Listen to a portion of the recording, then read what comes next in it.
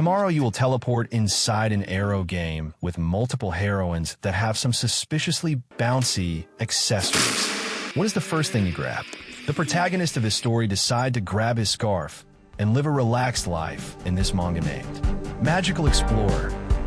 It seems I've become a friend of the protagonist in an arrow world. But because magic is fun, I have abandoned the role and trained myself. There's a world-renowned video game called Magical Explorer. This game offers a student life filled with exploring dungeons and growing one's character.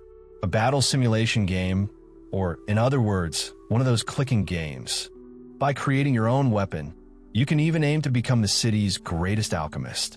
But the most important aspect of this game, because of the amount of freedom it offers, it's a highly acclaimed arrow game, full of fan service. One night, ready for his long-awaited session, the protagonist is set to continue his progress, trying new routes and increasing his rank. He always enjoyed being on the other side of the screen, but things have changed. Moments later, in front of his eyes, there are no longer his monitor and belongings, but a mirror. And when looking at it, the face and the earring allow him to understand. It is the character who appears in Meiji X, Takioto. This does not seem to be a dream, and deciding to go with the flow for now, the world of Meiji X seems no different from his own. Hearing some noise, the boy moves toward the balcony and looks outside. Elves and all kinds of fairy tale creatures can be seen wandering around. Amazed, showing off a smile, Takioto realizes this is really the world of Meiji X. Being a NET, he understands his situation rather quickly, and instead of trying to find a way to leave this place, he knows he would be able to meet with the heroines of the game. And once they meet, he can finally have a taste of that full 3D immersive experience. In this game, a parade of charming heroines and female characters appears. Takioto has a lot of characters he likes, but could not conquer normally.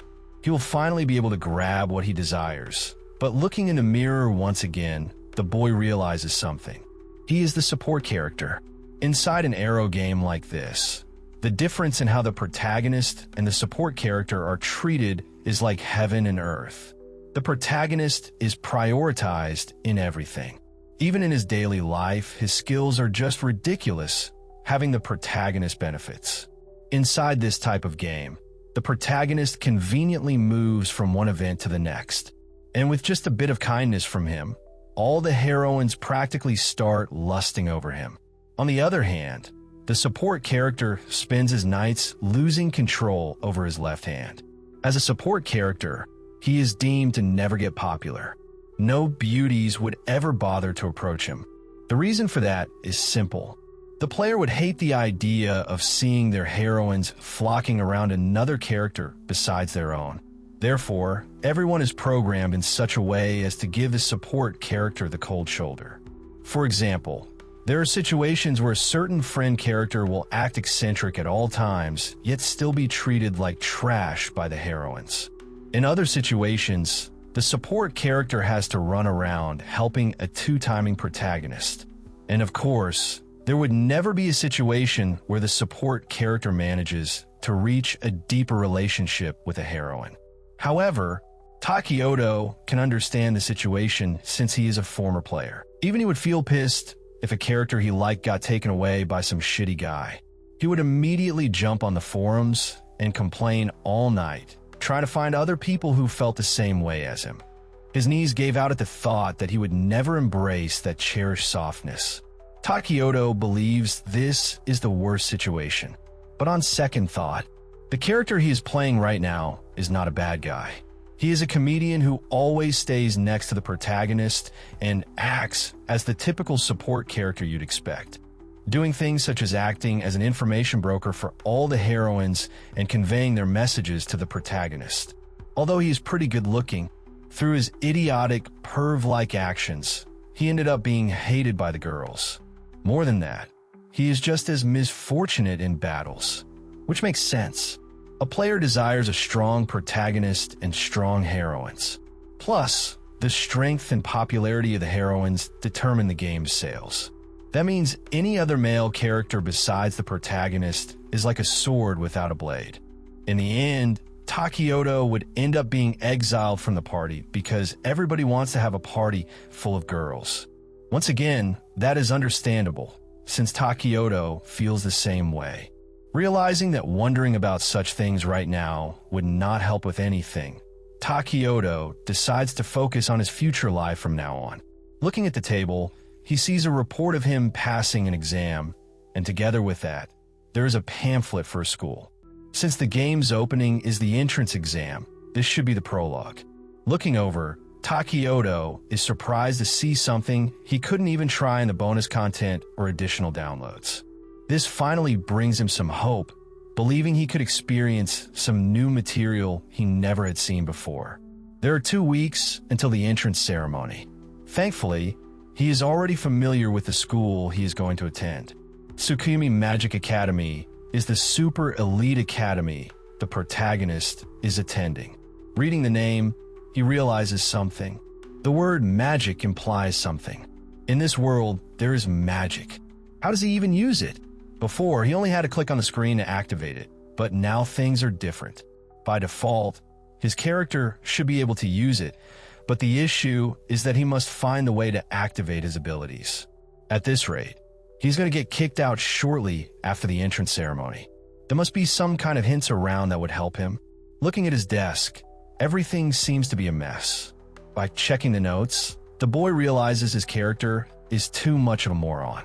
He even wonders how he managed to pass the exam. Even his notes are filled with doodles. However, his recent notes are looking pretty normal. Maybe the boy had a change of heart.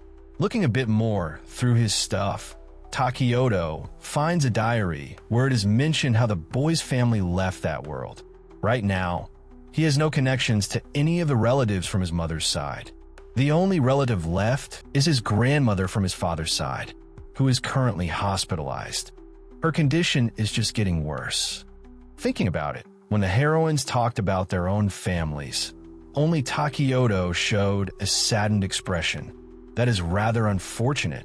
But moments later, Takioto finds a book that explains magic titled Magic Explained.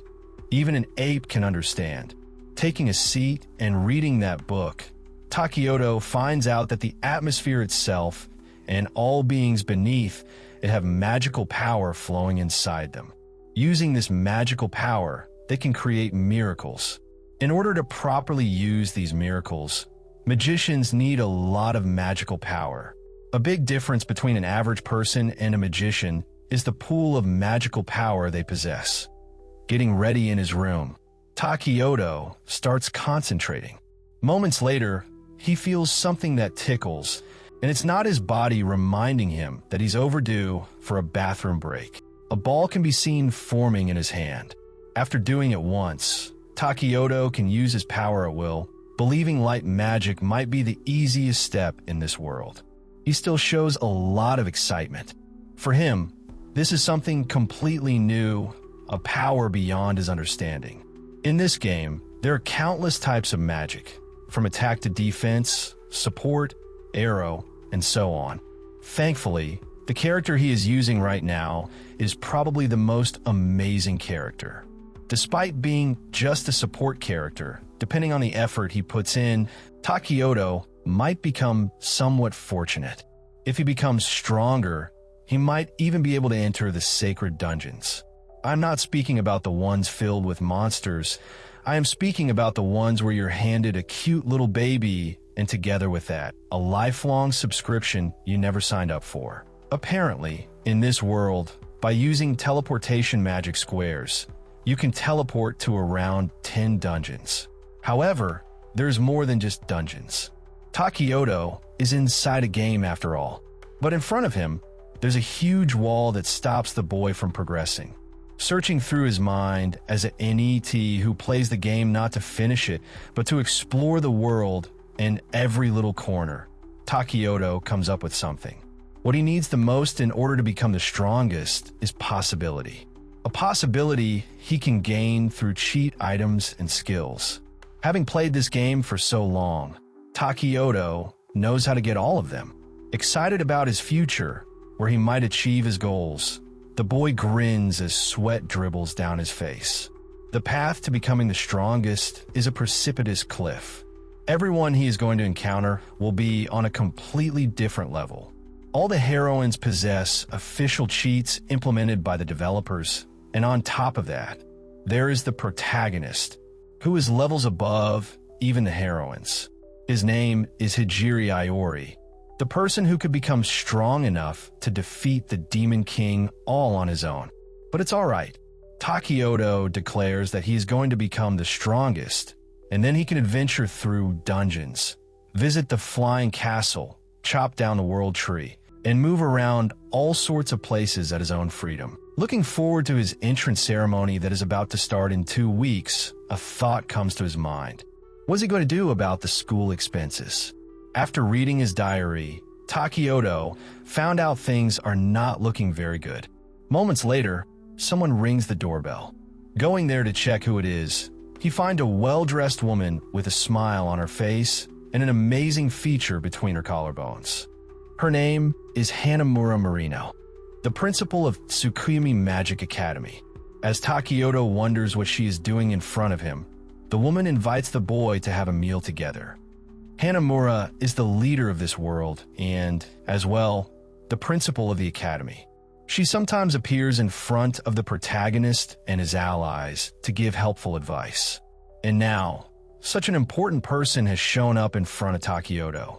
Believing the boy might be surprised by having an unknown person suddenly come and meet him, Hanamura starts to introduce herself, but she's stopped midway by Takioto, who lets her know he already knows who she is. In Arrow games, there are certain scenarios that intersect with the proper course of events. And in these games, the scenarios can be quite over the top.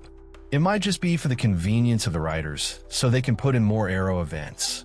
For example, in certain games, the protagonist lives together with his father, with the neighbors being a family of only women. And thus, the parents come up with a great idea, such as exchanging their daughter and son. Shortly after that, the protagonist would end up creating his own harem. However, normally, you should not accept an invitation from someone you've never met. But let's be real. Knowing this is an Eroge game, all of us would say yes without a second thought. Especially when the person in front of you is the president of the school. Just imagine the possibilities. After heading out and arriving at a very shiny restaurant, Takioto shows his excitement, believing this place is extremely extravagant. Even the food he is eating seems to be worth a month of expenses. Placing some of that meat in his mouth, his body shivers, making Hanamura confused for a moment, not knowing what is happening. Takioto finds the food wonderful. The sauce and the meat are overflowing whenever he takes a bite. It's a taste someone like him could never experience. Observing the boy enjoying the food in such a manner, Hanamura starts taking some meat as well. And despite the monkey sitting across from her at the table, she is showing good manners, making Takioto desire to put more meat on her plate. Looking at her expression as she eats that delicious food, Takioto believes she can act like a child at times. This woman is one of those beauties of undefined ages you often see in Arrow games. She definitely has the looks to back it up. Before coming into this world, when he found out that Hanamura was not a character he could conquer, he became angry and started writing letters to customer service and filling out questionnaires whenever he could. Yet, his prayers were never answered, and she was never added in any additional content. However, now he can watch Hanamura like this. As he stares at her, she starts to wonder if something is wrong with her appearance. Bluffing and not knowing how to dodge this question, Takioto realizes the person in front of him is not just a 2D character anymore. She's a human being, moving away from his shyness. Takioto tells her he got locked in since she is someone very famous, grabbing his hands and revealing her soft touch. Hanamura tells him not to be nervous. Showing off her big personality, she even suggests they are already plenty acquainted. Hypnotized by that huge personality, nothing else can be heard, and only one thing plays on his mind. But quickly after she managed to attract his attention, the woman dropped a bomb, shattering all of his dreams. She desires Takioto to become her child. Apparently, they are relatives. Takioto's mother and Hanamura are cousins. The woman had heard of all the tragedies that befell him. Apologizing for not consulting him before, she lets him know of her desire to save him as soon as possible. Hearing that, Takioto realizes she is as kind as she was in the game.